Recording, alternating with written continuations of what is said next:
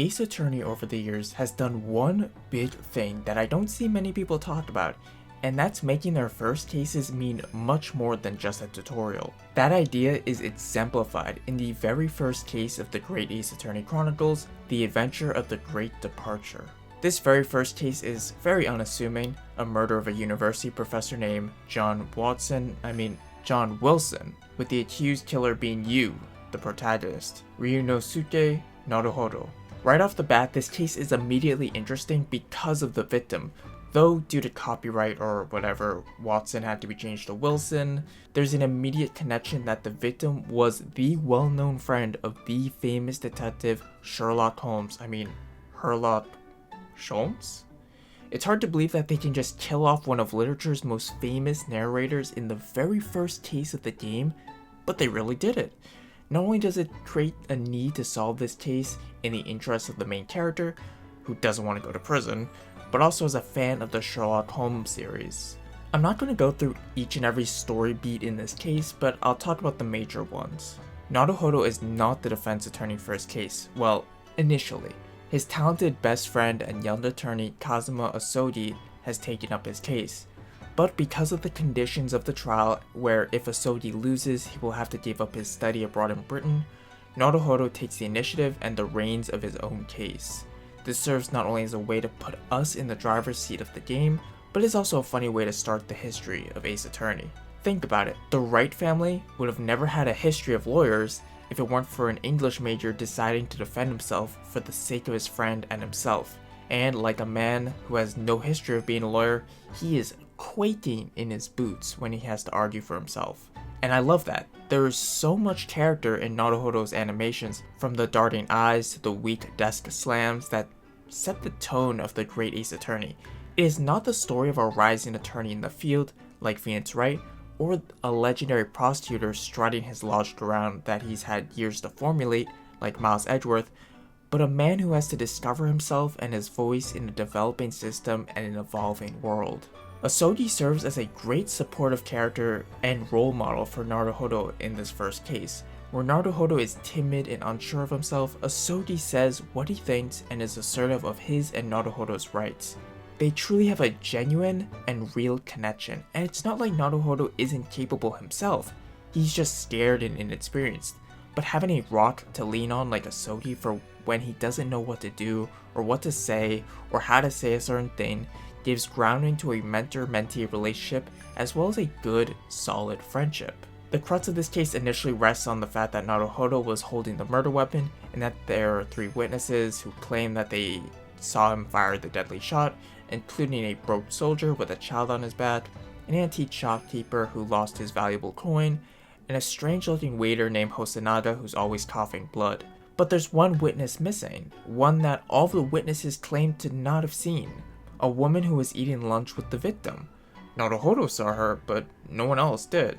Eventually, through analyzing the medical state of the victim, who had just gotten a tooth extracted and was supposed to be only drinking water and not eating meat, which is contrary to the state of the table, and the true identity of the waiter, who is actually a detective, we proved that Naruhodo was right all along. Now, this may all seem kind of roundabout. Why not set up a case so that this mysterious woman is here the whole time?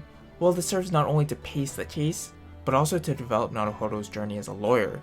In the spirit of Ace Attorney, this is the very first turnabout, the first time where a situation is flipped on its head, where when all feels lost, when only Naruhodo could have done it, by breaking down what the court has taken for granted as the facts of this case, Naruhodo creates opportunities where there are supposed to be none.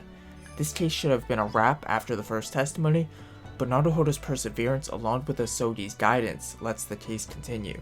But this witness isn't like any other witness, and I really like how this case uses historical context to establish power dynamics. Even though the British Empire and the Japanese Empire, which was still a monarchy at the time, signed a treaty together known as the Anglo-Japanese Treaty of Commerce and Navigation, which implies that these two empires were on equal footing, the reality is that the British Empire still remained its position as the top dog. As a reflection of this, many of the characters cannot help but bend over backwards, not only for the British Empire to solve this case post-haste, but also to protect this mysterious witness, who was also British. It's a case that could not exist except during this particular time in Japan, where it's going through a great change, and I love that. It gives it grounding in history and plays around with its historical moments to give compelling storytelling and character interactions.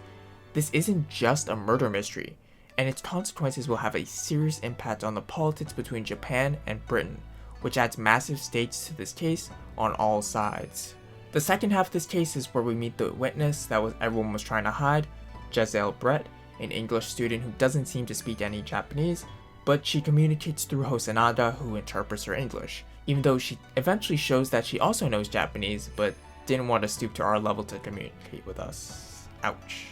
There are a multitude of incidents that lead into one another. First, Naruhodo accuses Brett of shooting Wilson, but she couldn't have based on the fact that her purse was see-through, but the photo of the handbag reveals that Wilson had a burn mark on his wrist, which happens to be in the shape of a bull, which you can see on the plate, which wouldn't be possible if he was alive because that burn would have hurt immensely, leading us to deduce that he was already dead by the time he was shot. And how did he die? Well, Susato brings us Brett's research on curare, a deadly poison. Brett shows that there's no poison in the carbonated water by drinking it, but curare is only lethal when it enters through a wound, which Wilson happened to have in his mouth after getting a tooth extracted. How this first case moves quickly from point to point keeps the game interesting, unlike in a case like the first turnabout, where the points move rather slowly to keep players in the loop at all times. The Great Departure moves from beat to beat, like continuing a thread of one idea to the next where you have no idea where the things are going until you're there. This case respects that even though this story is supposed to teach you the basics of Ace Attorney, the case is still interesting and fun with twists all along the way, and I really enjoy that. Just when everything seems to be over and we have no more leads to chase, especially after Brett destroys a vital piece of evidence, we go back to Naruhodo's special talent, his astute powers of observation. He remembers that there was a bloodstain on the plate that wasn't captured in a black and white photo, and so we call for the plate to be brought forward for analysis. While there isn't a bloodstain, there's something even more bizarre, the missing coin.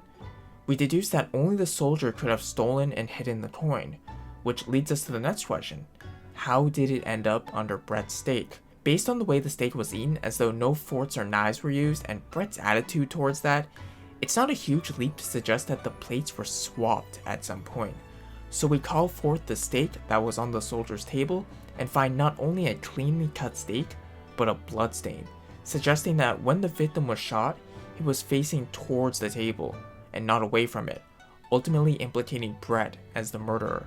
For an introductory case, it's extremely good. It's not only a well-paced story on its own, but sets up enough mysteries for the rest of the game and its sequel to build off of. Why did Brett murder Wilson? Who was Wilson? What's his real connection with Mikotoba? What was that favor that Asogi wanted to ask us during the end of the case? Where one door closes, many open.